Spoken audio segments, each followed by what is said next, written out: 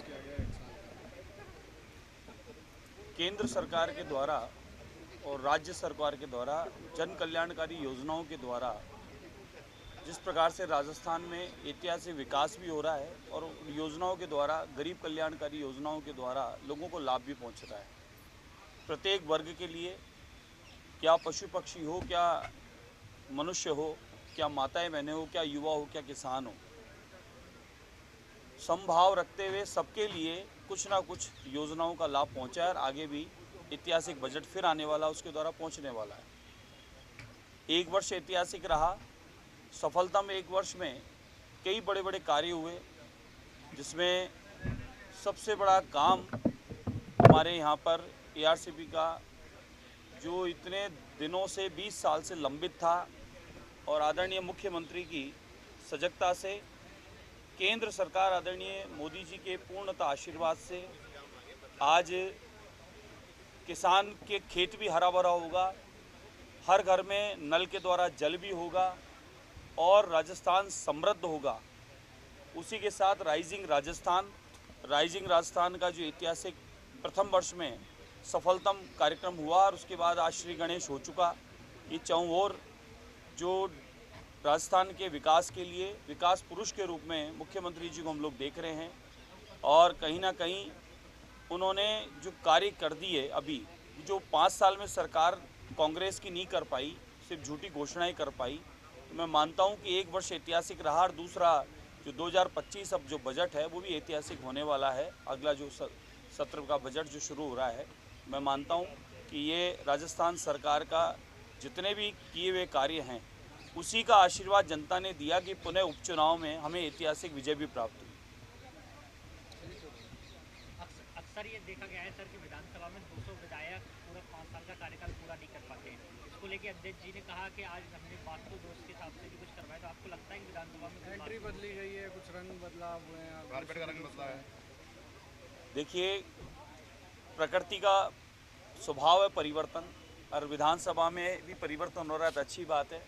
लेकिन हाँ, पूजा प्रार्थना, हवन, यज्ञ, वास्तु, ये हमारा भारतीय अध्यात्म विज्ञान भी है, शास्त्र मत भी है और वेदों से निकला हुआ रहस्य है जिसका उपयोग लेने पर लाभ ही है। वास्तु पूर्णतः एक विज्ञान है, साइंस है, तो इसे समझने की आवश्यकता। अगर कुछ परिवर्तन हुआ है तो अच्छे के लिए हुआ है, लाभ के लिए हुआ है। इसमें स्वागत करना चाहिए कि अगर वास्तु के हिसाब से भी कुछ परिवर्तन हो रहा है तो बहुत खुशी की बात है, अच्छा रहेगा, इससे कुछ लाभ ही मिलेगा। और 200 विधायक बिना किसी व्यवधान के संपूर्ण राजस्थान के विकास के लिए सामूहिक बैठकर या विधानसभा में कार्य करते रहेंगे बिना किसी अवरोध के, तो राजस्थान का विकास 50-100 साल की फाउंडेशन वो रखने का काम होगा। तो इसलिए अच्छी बात है कि 200 विधायक स्वस्थ इस विधानसभा में अपना काम करें, संपूर्ण विधानसभाओं का काम करें। उसके लिए अगर हमारे सभापति महोदय ने कुछ कार्य करवाया, कुछ परिवर्तन कराया, कुछ अच्छे के लिए, सबके लाभ के लिए करवाया, तो उसका बहुत बहुत मैं धन्यवाद मेरी ओर से साधुवाद करता हूं और उनका प्रयास नवाचार वो सफल होगा। ठीक है, थैंक यू। वो कोई कह रहा था आज की सूर्य नमस्कार पे आपत्ति है उनको, हाँ सब बताइए। किसी के पेट में दर्द हुआ बताए।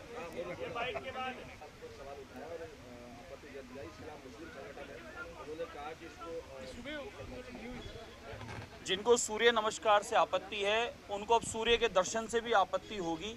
थोड़े दिनों में वो कहेंगे धूप भी बंद कर दो, सूर्य का उगना भी बंद कर दो, और इस सूर्य भगवान का नाम आते ही कहीं ना कहीं पेट में दर्द होने लगेगा।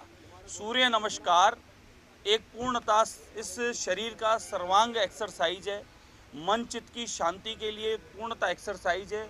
सूर्य नमस्कार जो है वो बच्चों के लिए, बड़ों के लिए, बुजुर्गों के लिए, माताओं के लिए, बहनों के लिए, सबके लिए ही उपयुक्त है। सूर्य नमस्कार, योग, प्राणायाम आज देश नहीं अपितु पूरी दुनिया में प्रख्यात है, पूरी दुनिया में लोग करते हैं और यहाँ देश में रहने वाले को सूर्य नमस्कार से भी आपत्ति है। मैं कहूँगा उनको सूर्य नमस्कार से आपत्ति है, मुझको मदरसों से आपत्ति है और सर्वांग विकास चाहिए तो सारे अध्ययन होने चाहिए और संस्कृत का अध्ययन अति आवश्यक होना चाहिए। इसलिए जिनके पेट में दर्द हो रहा है सूर्य नमस्कार से वो न करें, लेकिन बच्चों के विकास के लिए और हम सबके स्वास्थ्य लाभ के लिए, मन चित्त की सबकी शांति के लिए सबको योग और सूर्य नमस्कार से जुड़ना चाहिए और विद्यालयों में अनिवार्य होना चाहिए। मैं तो कहूँगा सूर्य नमस्कार के साथ साथ प्राणायाम के साथ साथ विद्यालयों में हमारा दैनिक पंचांग, जो भारतीय कैलेंडर जिसे हम पंचांग कहते हैं, तिथि त्योहार उत्सव, दिवाली होली हम जो रोज मानते हैं, प्रतिदिन की तिथियों का उत्सवों का हम रोज मानते हैं पंचांग से, उस पंचांग का वाचन और अध्ययन प्रत्येक विद्यालय में होना चाहिए। और अंग्रेजी कैलेंडर का भी जब हम लोग इस्तेमाल करते हैं तो भारतीय कैलेंडर हमारा पंचांग है वो भी विद्यालयों में अनिवार्य होना चाहिए। मदरसों पर आपत्ति क्या, मदरसे बंद होने चाहिए? या संस्कृत मदरसों में संस्कृत का अध्ययन कराओ ना आप, या कौन से सारे मुशायरे ही कराने हैं? कौन से क्या मुशायरे ही कराने हैं? मदरसों में पढ़ने वाले बच्चों का क्या विकास हो पा रहा है ये बताएं। मदरसों, हम कह रहे हैं कि मदरसों में स्कूल चालू करो, मदरसों के अंदर सारे शिक्षा का अध्ययन कराना शुरू करो, उनको सभी सिलेबस पढ़ाना चाहिए ताकि वो बच्चे भी मुख्य धारा से जुड़ें, रोजगार से, व्यापार से और डिग्रियां लेकर बड़े बड़े संस्थानों में काम करें, न कि खाली वो वहां तक फंसे रहें और वोट बैंक तक लोग उनको इस्तेमाल करें। इसलिए उन बच्चों का विकास, उनका अध्ययन उनका अधिकार है, वह अधिकार उनको मिलना चाहिए और खाली मदरसों के माध्यम से उनका विकास संभव नहीं है। और खाली मदरसों से क्या हो रहा है वो आपको पता है, कश्मीर में आप हमने देखा है मदरसों से निकलने वाले बच्चे क्या किए हैं। इसलिए बच्चों को और अध्ययन भी की आवश्यकता है, इसलिए बाकी अध्ययन भी मदरसों को बंद करके और बाकी अध्ययन उनमें चालू करना चाहिए ताकि उन बच्चों का विकास हो पाए। तो मदरसों की तरह गुरुकुल की भी स्थापना होनी चाहिए? बिल्कुल होनी चाहिए, गुरुकुल और बढ़ाने चाहिए। और गुरुकुल की पद्धति पर अगर अध्ययन करेंगे तो ये माने हमारे जैसे ऋषि महामुनि उस जमाने के इतिहास वैज्ञानिक थे, उनके लिखे हुए ग्रंथों पर पुनः शोध हो रहा है और उनकी गणनाएं आज तक हम लोग उस पर चल रहे हैं, तो ये माने गुरुकुलों से लाभ ही होने वाला है। इसलिए मदरसों की आवश्यकता नहीं है, गुरुकुलों की आवश्यकता है। संस्कृति को बचाने के लिए संस्कृत की आवश्यकता है और उन सभी बच्चों को, पढ़ने वाले मदरसों को सभी अध्ययन उनका अधिकार है, वो भी उनकी आवश्यकता है। महाराज जी, अभी आपकी सरकार भी है, विधानसभा भी चल रही है, क्या आपको नहीं लगता कि एक तरफ जो संस्कृत क्या गुरुकुल, अब जो आपको नहीं लगता है गुरुकुल भी खोलने चाहिए प्रदेश के अलग अलग जगह? आप निश्चिंत रहें, ये आपका सवाल मेरा भी सवाल था, लेकिन जब सरकार आई भारतीय जनता पार्टी की और सनातन के साथ साथ संस्कृति, परंपराएं, उपनिषद, वेद, पुराण और नई टेक्निक के साथ में जमाने को आगे बढ़ना है। पूरी दुनिया में विश्व गुरु के रूप में भारत स्थापित था और वह पुनः स्थापित हुआ है।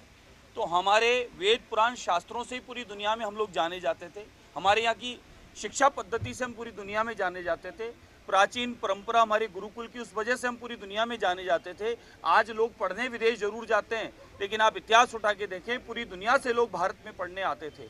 इसलिए हमारे यहाँ पर पुनः हमारे संस्कृति को, हमारी यहाँ की वेदशालाओं को बचाने के लिए, आयुर्वेद को बचाने के लिए, प्राचीन पद्धतियों को नए रूप में लाकर और पुनः अध्ययन की आवश्यकता है और उसको बढ़ाने की आवश्यकता है, जिसके लिए काम चल रहा है। आने वाले समय में आप देखेंगे अन्य शिक्षाओं के साथ साथ में गुरुकुल पर और संस्कृत पर भी अध्ययन के बड़े बड़े केंद्र खुलेंगे। ठीक है।